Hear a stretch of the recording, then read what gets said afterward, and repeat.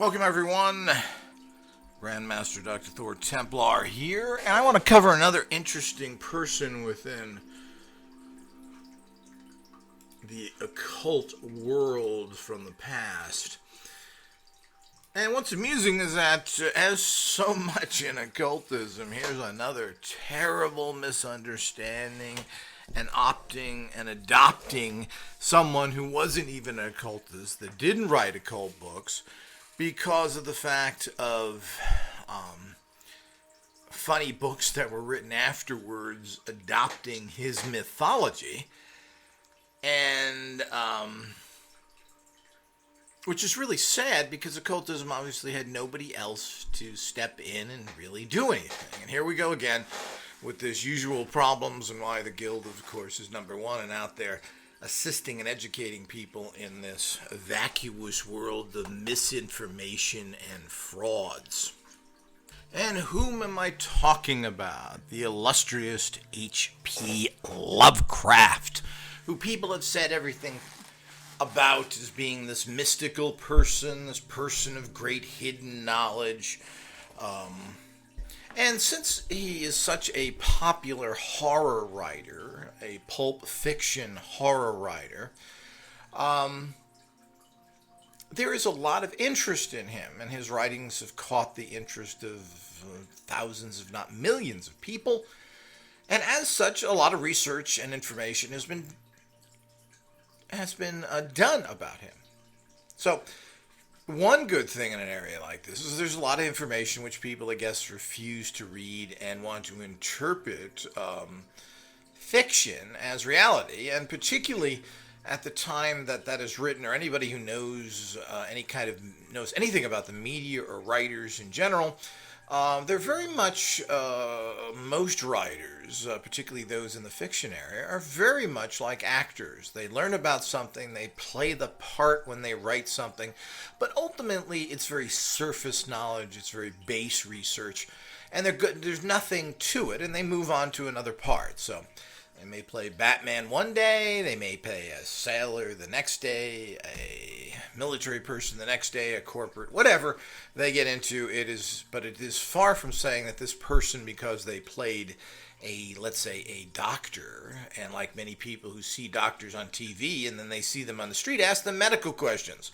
I mean, this is the height of stupidity, but is part of the consciousness of people in general. So it's interesting to understand, who is H.P. Lovecraft and so forth. And this whole Necronomicon thing, which, of course, a book written by Simon and published from an occult shop in New York City at that time, is probably one of the most popular books, if not the second most popular. I think the most popular, the book that sold the most when it comes down to occult, is probably the Satanic Bible, which has sold over 1 million, maybe a couple of million by now, and is one of those most popular books that caught on as a fad. I think right close to that, and I don't know any occultist who doesn't have it, or someone interested in occultism who doesn't have the Necronomicon by Simon, which again is a very fancy, fictional book, taking, and very well written, I might add, and a way of taking Lovecraftian mythology, and that's what it is, it's mythology, and then weaving it into a system that you can actually use as an occultist. And there's absolutely nothing wrong with that. There seems to be this, is there proof of this? Is there proof of that? Is there an unbroken tradition?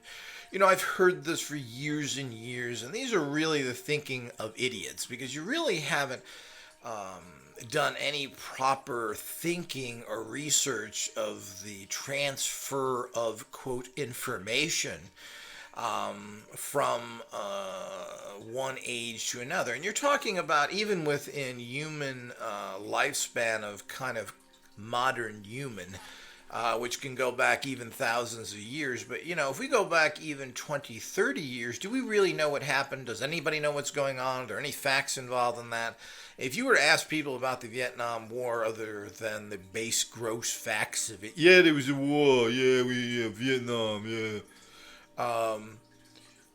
Would they really know any details of it? If you ask them about the Tet Offensive, if you ask them about the war, there's a mythology that's grown around that as well. Misinformation, yet again, and people don't know what they're talking about. And that's just a short period of time. We can go on and on with all these things. People don't have a lot of facts. People are not very well educated. They're not very well read. And you maybe picked up bits and pieces from whatever news media or media you go through, whoever you've listened to. But to in any way put H.P. Lovecraft in the occultist category is the height of stupidity and absurdity. A matter of fact, it's proven that H.P. Lovecraft was anti-occult, anti-superstition, and was in line with, working with, and paid by the biggest anti-occultist debunker of his time, Houdini.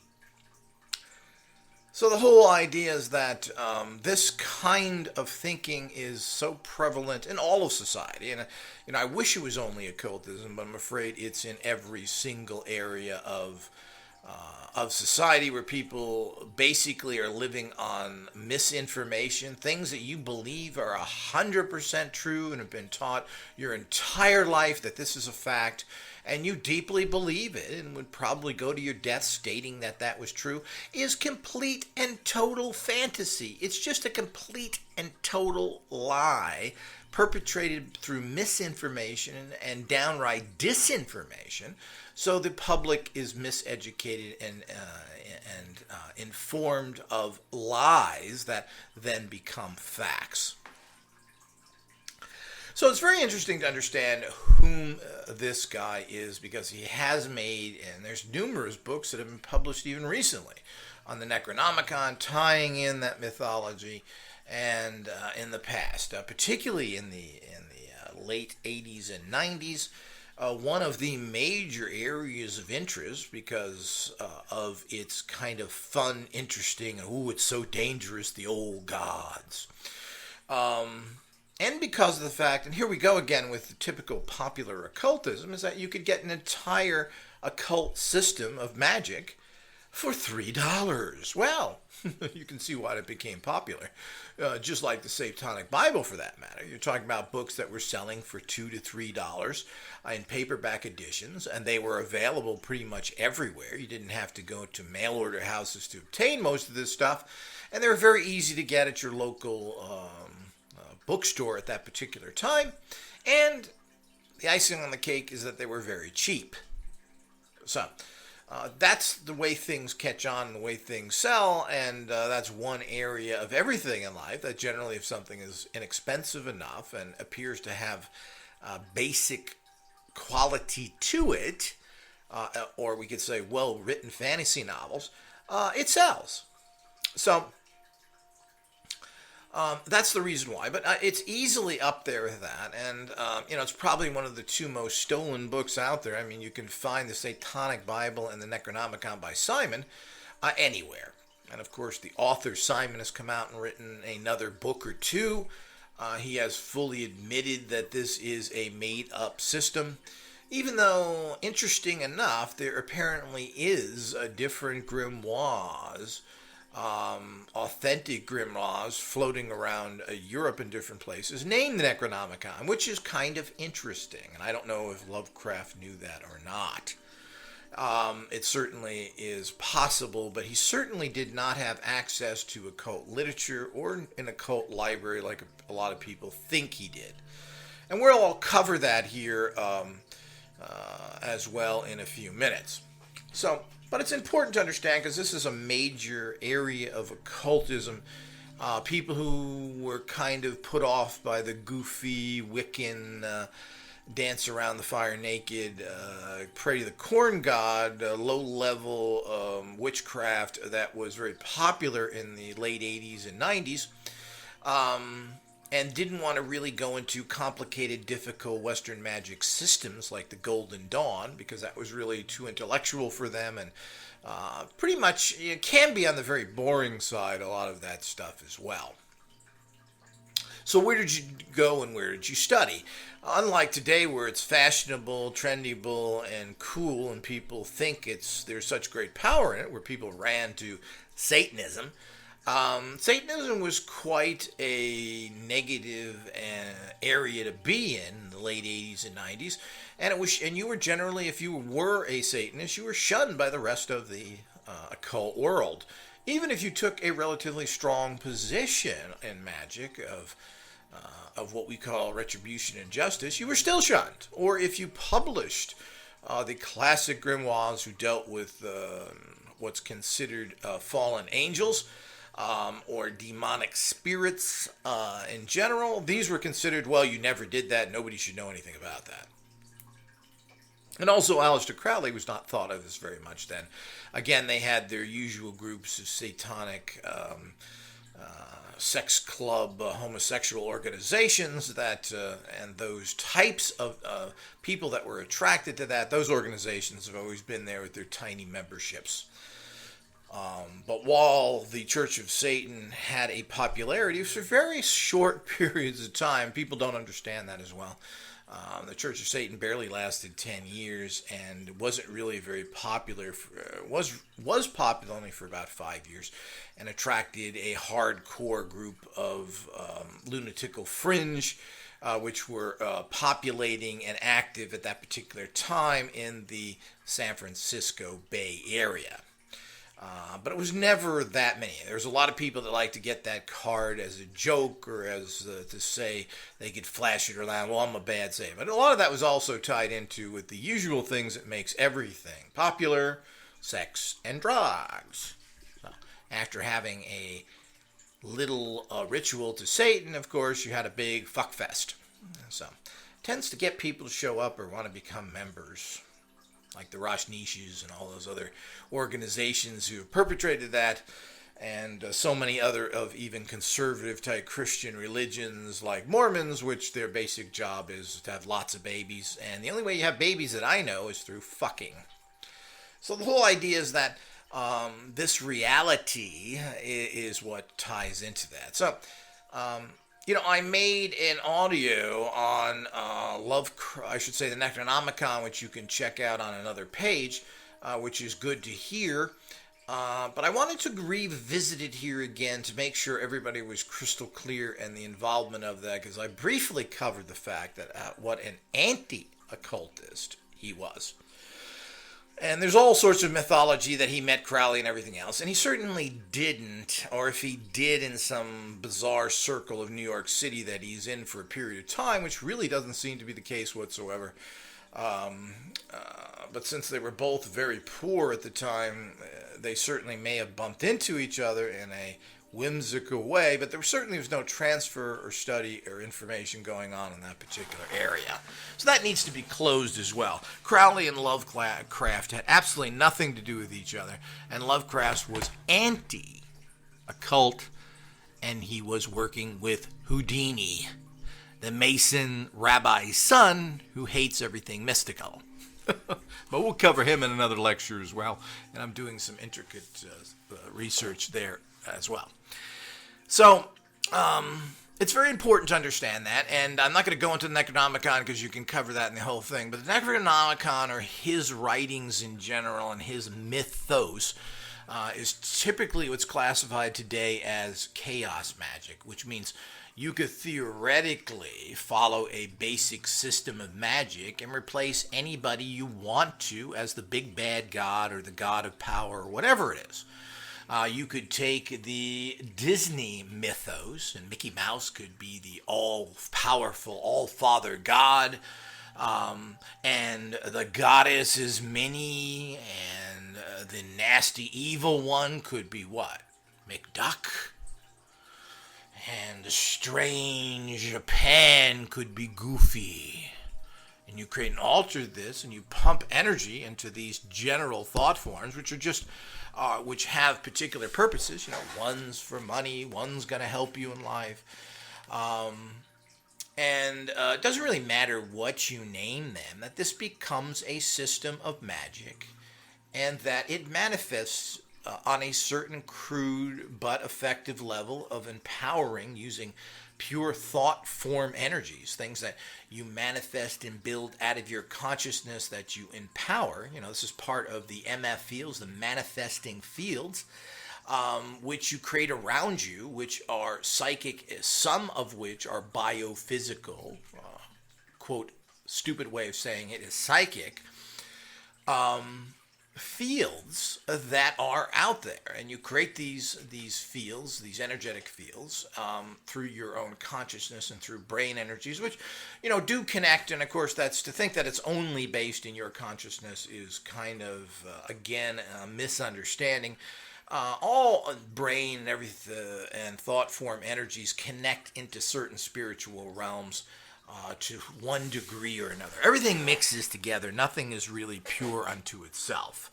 You don't use spirit energies without using a lot of psychic energies where you have to visualize and power and think about it all the time. They don't pop up because you just say their name and there's no thought involved. So everything mixes together and is part of this soup of occult sciences.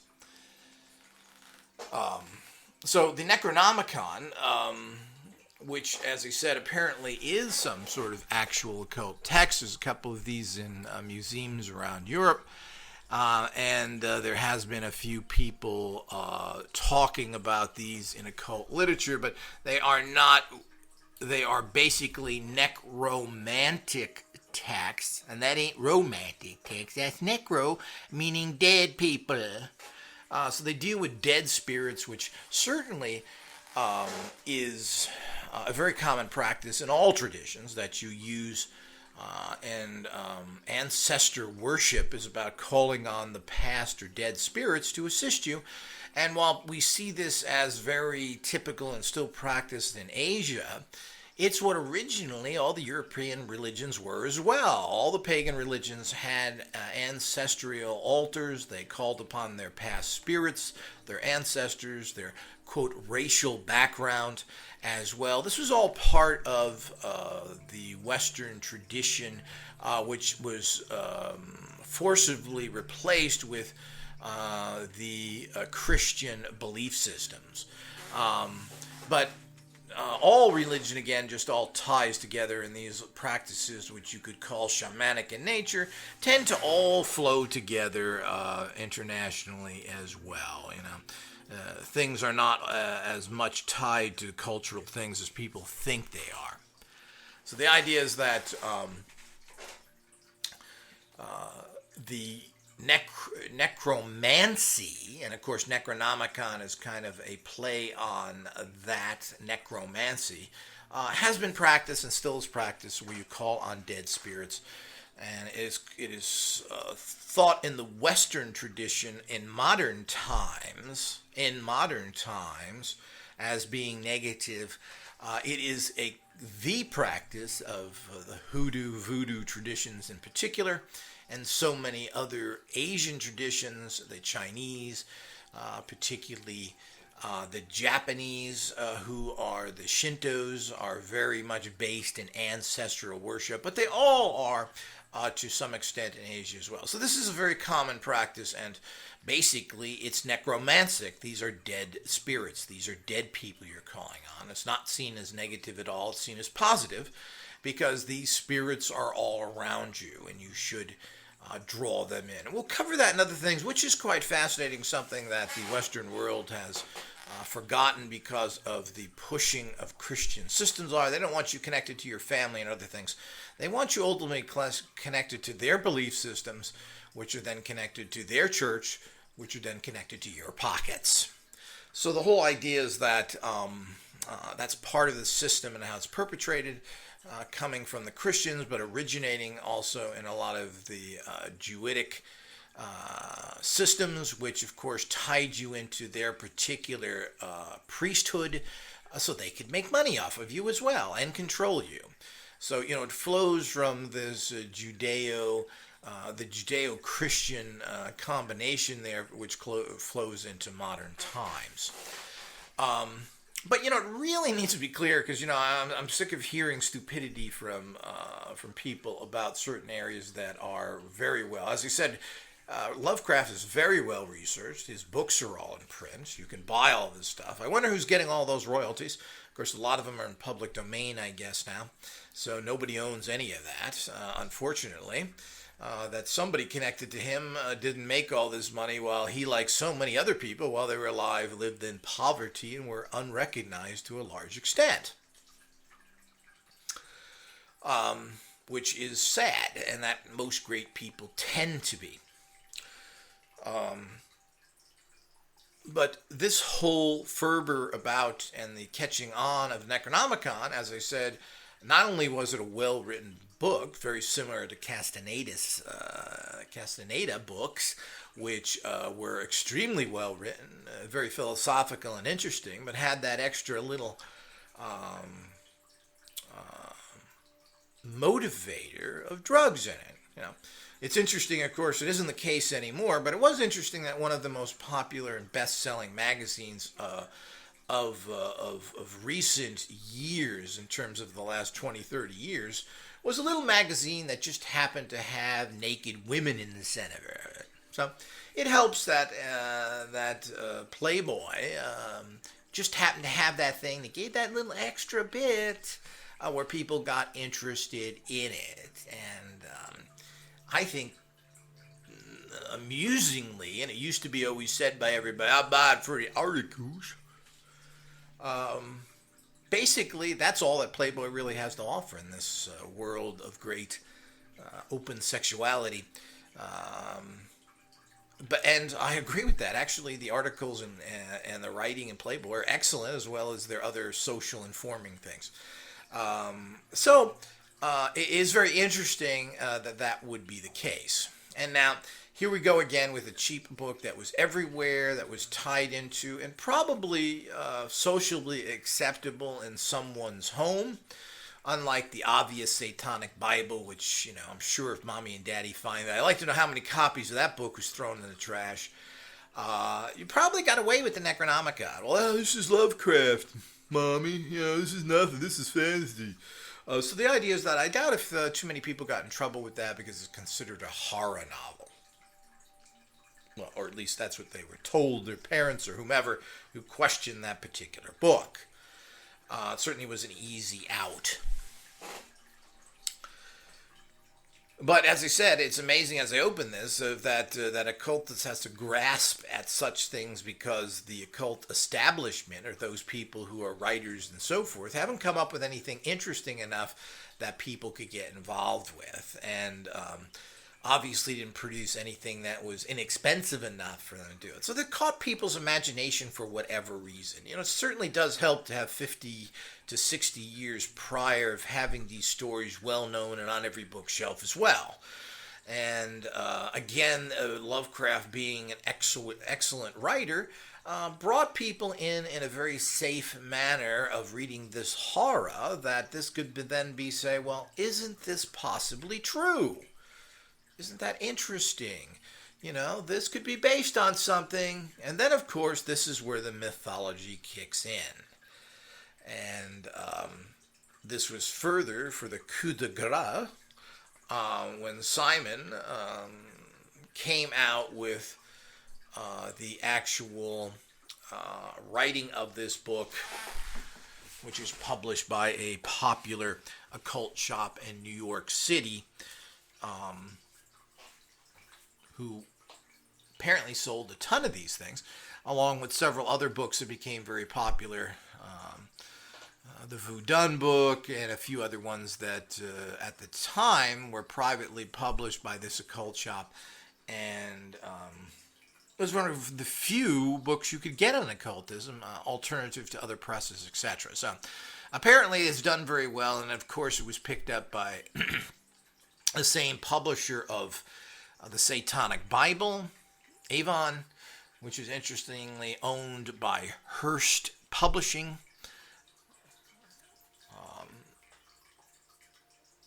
who has published the Satanic Bible and this and all the other satanic books, and who's got them out on every single bookshelf. But let's talk about, Lovecraft is an interesting person and a very strange and odd person, and that doesn't give him credibility or not credibility. Someone who is odd doesn't mean that they are either goofy, strange freaks in terms of or that their information, and more importantly, that what their information is bad. So you just can't, because people are odd, and most occultists are odd or strange or weird in some particular fashion, but that doesn't give someone credit or discredit them. So, whatever their personality is, whatever their particular race or even sexual orientation, that doesn't give them credit or not give them or discredit them. So it's important to understand that. So H.P.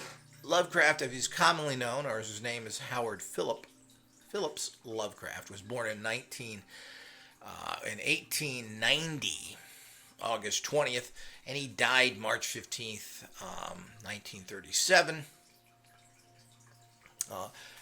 Very young age, obviously. He died at 46 from what apparently was serious or intestinal cancer.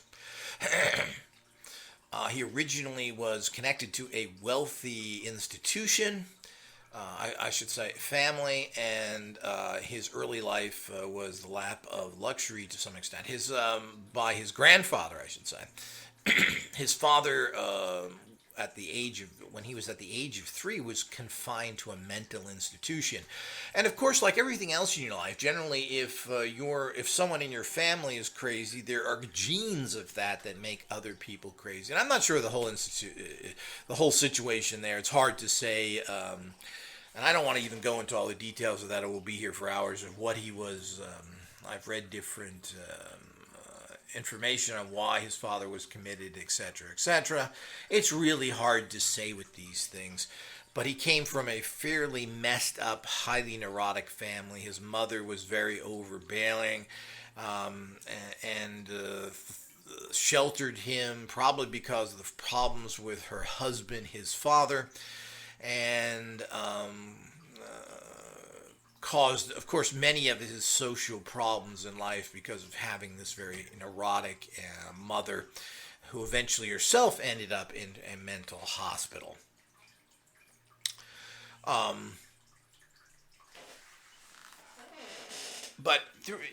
He started off, and of course, in his, which apparently was his grandfather, who was wealthy, and of course, the unfortunate thing is, it seems that people are wealthy never even have set up anything to keep their family taken care of after they die. And it's a lot of cases where, someone is wealthy and then they die, and the people who are being supported by them are no longer supported by them, and they're virtually put in a horrible situation where they cannot survive. And that's what happened to him. His father was in a mental institution, obviously not making any money. His mother was highly neurotic, didn't have a career, do anything else. And his grandfather was a wealthy person and had this very large library that we hear about, where Lovecraft was able to read about every possible thing.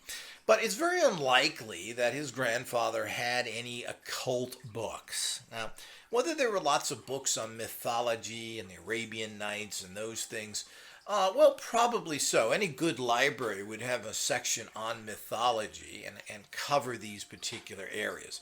But there's no information whatsoever, nor is there any even allusion that Granddaddy was involved in any kind of mystical or occult practices in any way whatsoever. So the fact that he was sitting in a giant occult library reading things shows in his writings, because they aren't very occult, and there's very little information in there in terms of any system other than putting together his little mythos, which can be created from any structure by just pasting in his particular god names, etc., and his weird way of looking at things. So he was pretty much, because he was kept at home by his mother, and he was a sickly child, and we go on and on and on, he was isolated, and you could say that he lived in his own fantasy world, and had this huge library that basically was the only thing that he could do, since he was home all the time being sick. So not the day of television. You couldn't sit in front of the television and watch game shows and soap operas all morning,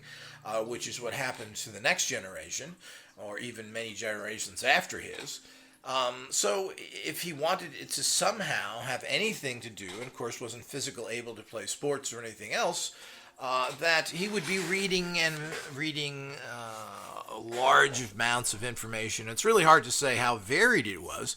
Apparently, he did enjoy many areas of life and was well read in those areas and had developed some practical skills as well in chemistry and other things.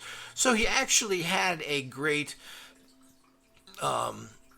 interest in classical science, and even at one time wanted to go into classical science fields and become that, but because of financial situations and housing and other things was never able really to pursue what his basic interest was, which was getting a scientific career. And apparently he had some problems with mathematics, which is a big part of science, but he did love classical common science, which is based in prove it to me, show it to me, and there certainly is no mysticalness to it. I mean, science is against mysticism, thinking maybe ifs, this thing, in general as the common area, even though quantum physics just is nothing more than occult philosophy. But those are other stories in general I don't want to get into right now.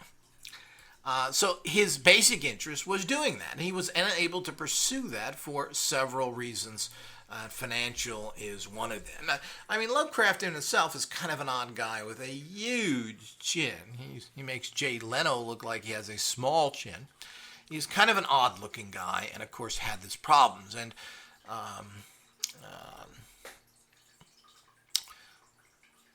he during different times, he kept moving around after his grandfather's death into smaller and smaller places, living with his mother, who to survive, and was apparently had no sexual relationships until he got married in his late 30s, or even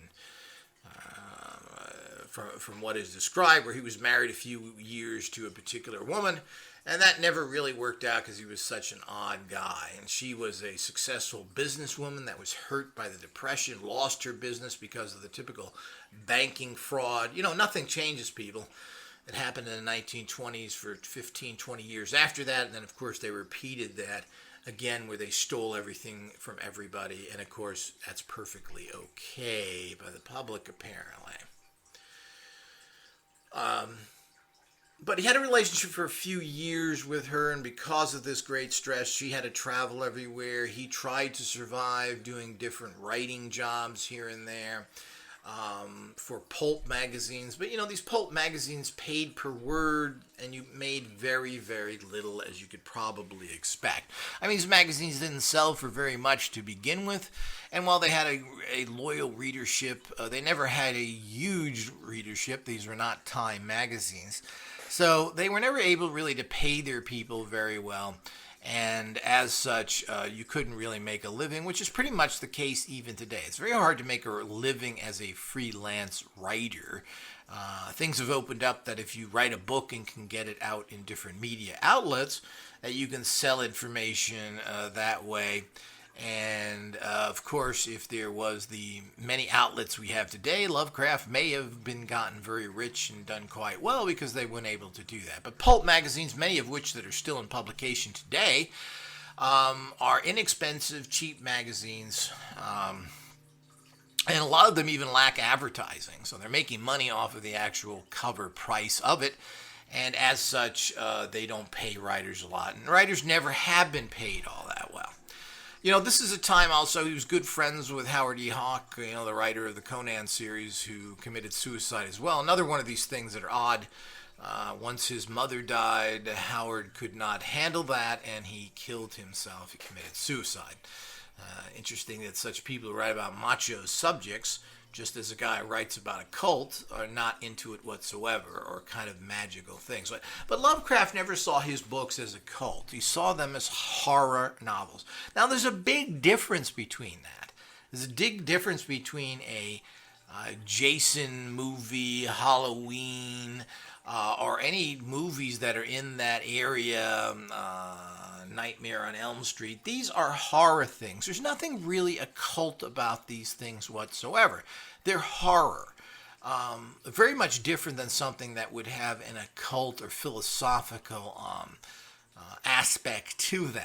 So similar to a show like, I guess, the TV show Charmed. I mean, these were about witches, and this was a magical show. You wouldn't say that that was a horror show because they dealt with spirits, good and bad. Well, not any matter whatsoever. So the whole idea is that he never saw his stuff in these writings that he did in these pulp magazines that these things were published in were all read by common people, which was very big then again. You got to remember there wasn't the internet, there wasn't all these TV shows. You know, those people who are under 30 in particular don't even know what the real world. You read things. There, you know, people think about Marvel comics and DC comics today, but there were comics by the thousands written that were published monthly because that's what people read. If you didn't read books, you read comics, and you could get comics for 10 cents, and they were written on every possible subject matter, not just these goofy superheroes we have now. There were all sorts of horror comics, magic comics, suspense, military, mysteries, police drama. All this was written and put in comics and books, and this is what people did as entertainment, and these were sold very cheaply, and that's what he wrote. But he did not write occult things, and there's really nothing occult in his books per se. Just like so many other books written by these people involved in these areas, there's a lot of generalities and no specifics. So he created his own mythos, and someone saw this mythos and said, well, I can do this and that with them. You know, I can make a system out of that. And as I've mentioned, you can do that with any system. You can do it with Mickey Mouse. You can do it with The Hobbit. I mean, it's endless of what you can do. You could do that with the crew of the Starship Enterprise, Star Trek.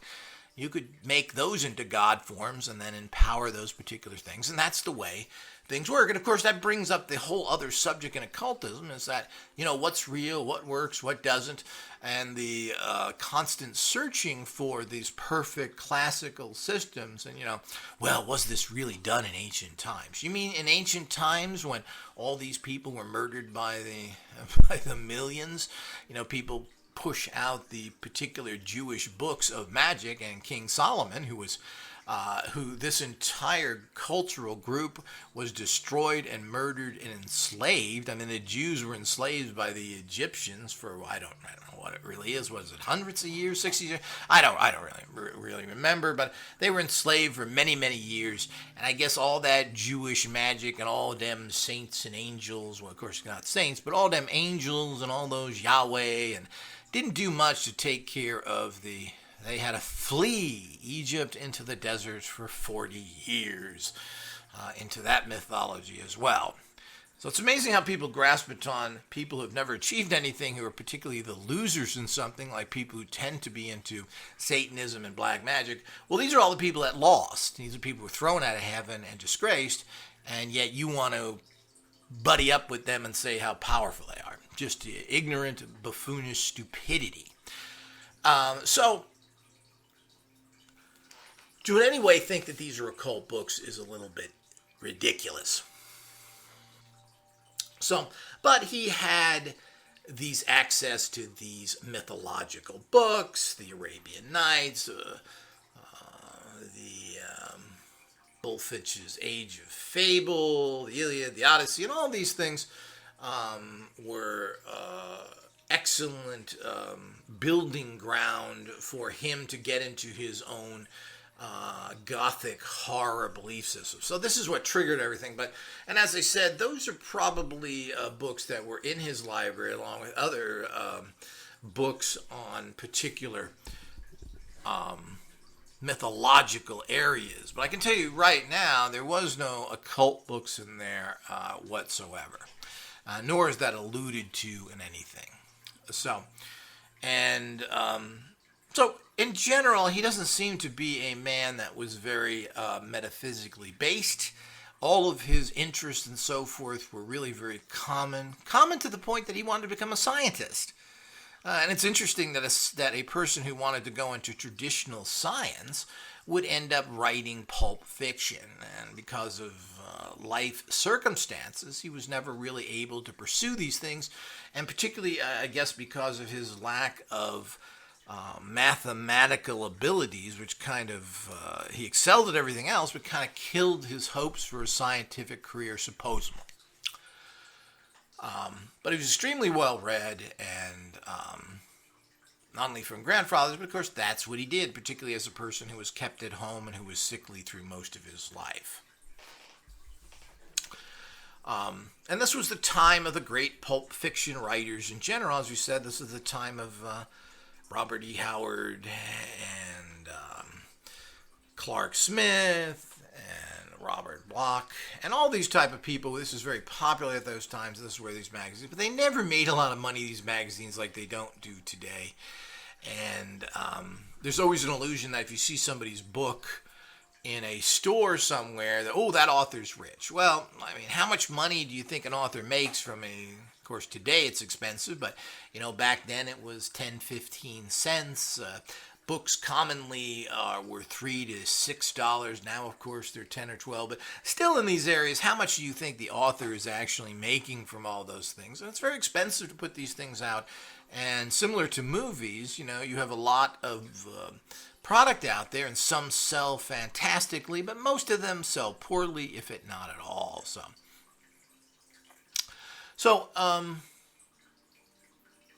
it's living this type of lifestyle, having all these problems coming from a particularly family tree of neurotic and neurotic people that were basically not only just a little bit crazy, but eventually became institutionalized, is his background. So after a few years in New York City, with a failed marriage, he returned to where he was from, which was Providence, Rhode Island, and put himself up in a very small place and tried to survive on the pittance of inheritance he had, and basically never really could get by, often passing up meals to get postage so he could send his letters, which is how people communicated back then, believe it or not, boys and girls.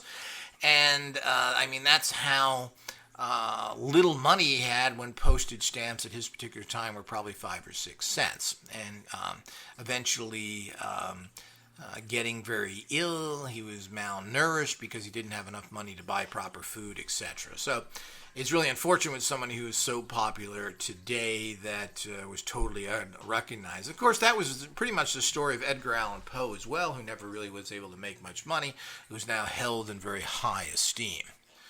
But it's very important here that we cover, as I get to the end of this particular audio, that the fact is he was very good friends with Houdini, and this would have been his saving grace if Houdini lived longer, is the fact Houdini hired him. And it's interesting that Houdini would be attracted to a horror writer, and how that all happened is even a little mysterious. But Houdini, the rabbi's son and the mason, who hated everything spiritual, hired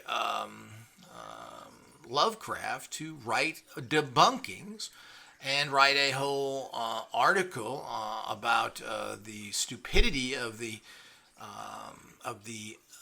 supernatural acts within the Bible. And they were writing other things, debunking spiritualism and occultism in general, which Houdini was paying Lovecraft to do that. And Lovecraft, being the scientific person he was more than happy to jump in and do that for it, and of course needed the money. But it wasn't doing it because he only needed the money. But it's interesting that he had that contact, and he would be connected to such a anti-spiritual, anti-occultist as Houdini was, because of his childish hatred of spirituality or spiritualism, because when his most beloved mommy died, he could never recontact her in the manner that he felt was appropriate, and found an ally to attack occultism and spiritualism in Lovecraft, because Lovecraft was a scientifically based person. So it's very important to know, it's very important that if Houdini was to live, Lovecraft most likely would have left his entire pulp fiction, no-paying job that he had, and would have been supported by Houdini writing anti-occult literature, anti-spiritual literature, and anti-everything else with the money that Houdini made quite a bit of, being the popular and great showman that he was. So It's very interesting to understand that and understand the whole concept of how Lovecraft was really this scientific person who wrote horror novels, not occult novels.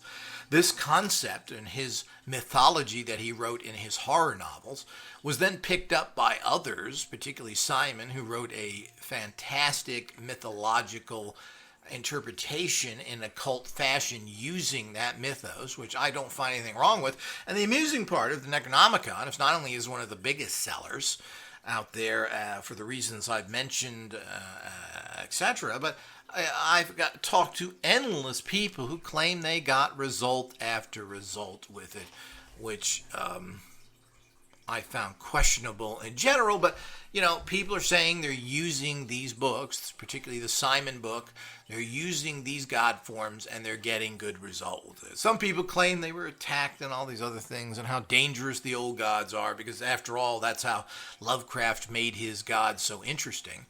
All those things I don't really have much belief in. But the point is people have said time and time again, and numerous people, how effective the Necronomicon Lovecraftian mythos system was for them.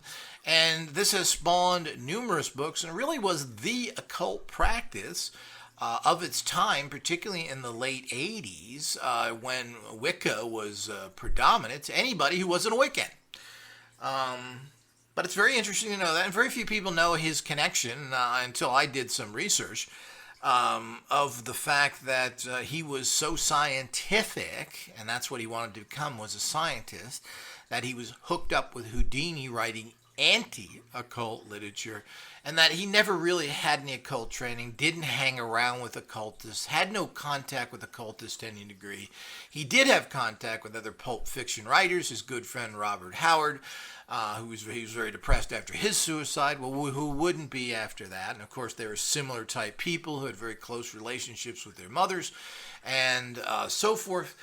So the whole idea when you start dealing with all those concepts is that there's certainly, we wouldn't call Robert Howard who wrote Conan an occultist either, but you could easily take his god, very similar to the Norse or systems, the Viking type systems. Crom could very easily be Odin or Thor, etc. So you could build a whole magical system from the actual Coden's belief systems into a whole pagan religion and probably get results from that as well. And again, I've covered why that is and how you can create these pretty much chaotic systems and then manifest with them. But it's really important for, all occultists, and particularly occult scientists, who are really the only educated people in the occult world. The only people that really know things are the occult scientists who have got the right information, who are guided properly by the guilds, etc. Everybody else, lives in these kind of fantasy worlds thinking that the Necronomicon was a real book and that Lovecraft was this big, closet occultist like Crowley or all these people. And what's amusing about Crowley, Lovecraft, and Spar, Austin Spar, is the fact that that all of them, if they were occultists, and of course Crowley and Austin Spar were involved in occultism directly, that they all were complete and total failures. And they all had sexual problems or different tastes. Spar and Crowley, of course, were homosexuals. Lovecraft may have been even asexual or whatever. It's hard to say because he had such a terrible life. And of course, being married doesn't necessarily mean that he could have been bisexual or whatever. But he tended to seem to be asexual at the very least. But it's very interesting that all these people were failures, died in poverty, and there is no record of them ever being successful at anything they've done. So these are deviant, kind of freaky people that have been picked up and supported by a lot of disinformation agents and propped up in the public yet again to somehow give them a high esteem when they were really nothing more than complete and total failures. And on a lot of levels compared by average society as societal deviants in all their activities, not only their sexual activities, And of course, that fits right into the people who are promoting them today, who basically are deviants themselves and want to attract those type of people who they can manipulate and use. But we won't get too diverse into those other interesting and fascinating areas.